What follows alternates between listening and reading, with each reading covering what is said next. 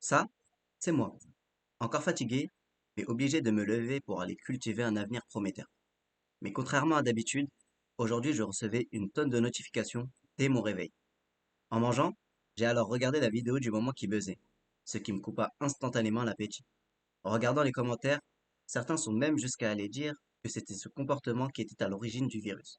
Mais bon, en France, on ne se sentait pas encore assez concerné, d'où les blagues qui coulaient à foison sur le net. Malgré la situation qui a empiré en Chine, on continue à suivre nos routines respectives. Pour ma part, après les cours, je rentre généralement chez moi, et après m'être mis quelque chose sous la dent, je me remets un peu au travail, avant de me détendre devant des vidéos. Il y a bien sûr des jours où après les cours, j'enchaîne directement avec le sport, ou bien je sors m'aérer un peu l'esprit. Après quelques semaines de cours habituels, il y a eu une légère prise de conscience chez la population suite à l'apparition de quelques cas de coronavirus en France. Et notre cher Covid a fait le tour du monde en 80 jours. Parti de Chine, il commença d'abord par conquérir ses pays voisins. Puis, à l'image de Christophe Colomb, il partit envahir l'Amérique. Il poursuivit son périple en s'installant en Europe, avec comme premier pays l'Italie, et finit par contaminer le Moyen-Orient et l'Afrique. Quelques jours avant le jour J, ah ouais, le jour J, c'est le jour du confinement. Je rentrais des cours comme à mon habitude, mais dans le tram, j'ai assisté à une scène qui a montré à quel point le coronavirus a atteint psychologiquement les personnes. En effet, l'atmosphère a radicalement changé juste par le biais d'un éternuement. Et j'ai remarqué que cette paranoïa a même atteint les personnes proches de mon entourage. Par exemple, mon père s'est transformé en monsieur propre du jour au lendemain. Il a commencé par installer à l'entrée une grosse bouteille de gel hydroalcoolique et a commencé à faire attention à des détails qui pour moi étaient insignifiants. Il a même pris l'habitude de laver les fruits à l'eau de javel. Il a pris de telles précautions qu'il ne s'arrêtait pas juste à laisser reposer la monnaie qu'on lui rendait, mais qu'il allait même jusqu'à la désinfecter à l'aide d'alcool, histoire de ne prendre aucun risque. Après son discours, Macron a reconquis les cœurs de tous les écoliers, les lycéens, les étudiants et même de ceux qui peuvent bénéficier du chômage partiel.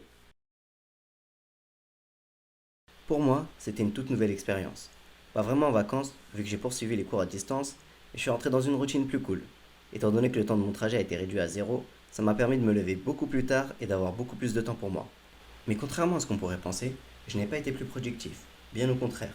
Étant donné qu'il n'y a plus de séparation entre le moment où je suis en cours et le moment où je suis à la maison, cela m'a énormément perturbé.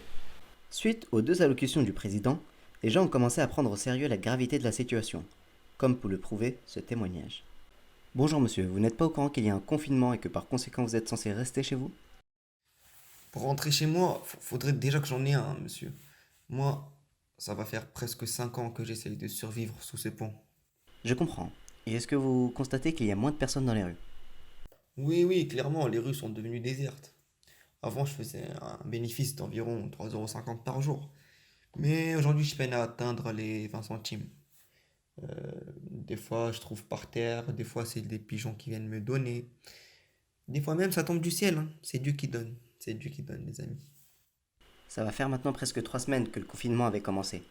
Et malgré les journées structurées par les cours et les quelques activités sportives, manuelles et culinaires que je pratiquais, la situation commençait à devenir lourde et oppressante.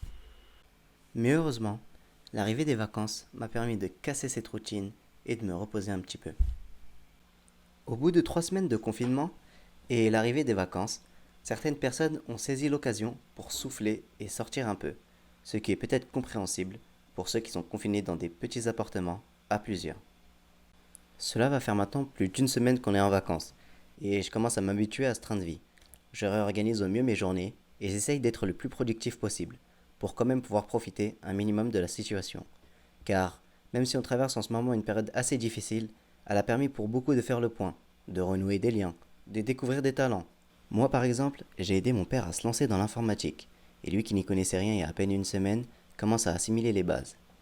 Et même si cette situation risque de durer encore un petit moment, il faut prendre sur soi et continuer à suivre les consignes pour qu'on puisse retrouver notre liberté le plus tôt possible.